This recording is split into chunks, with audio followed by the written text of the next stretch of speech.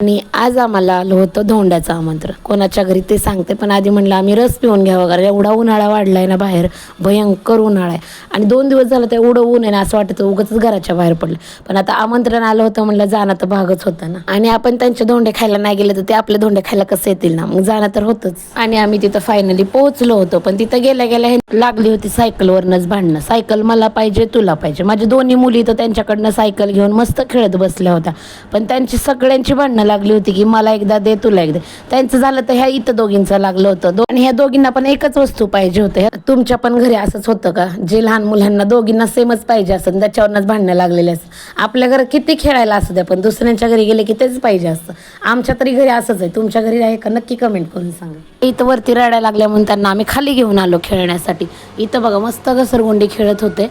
आणि त्यानंतर आम्ही सगळ्यांचं जेवण झालं होतं. पण इथे एवढं हसत होतं ना आम्ही सगळेजण, का माहिती आहे का, कारण यांचं इथं चाललं होतं की हा डबा जो दिलाय ना तो फक्त घरी गेल्यावरच उघडायचा, इथं उघडायचा नाही अजिबात. आणि त्याचं चाललं होतं नाही आम्ही घराच्या बाहेर गेले की उघडणार. ती म्हणती नाही तुम्ही हा डबा आहे ना घरी गेल्यावरच उघडायचा. आणि अशी मजाक मस्ती तर आमच्यामध्ये रोजच चालू असते. आणि पुढे बघा आम्ही नक्की कुठं गेलो होतो फिरायला. चला भेटूया पुढच्या ब्लॉगमध्ये. Bye bye.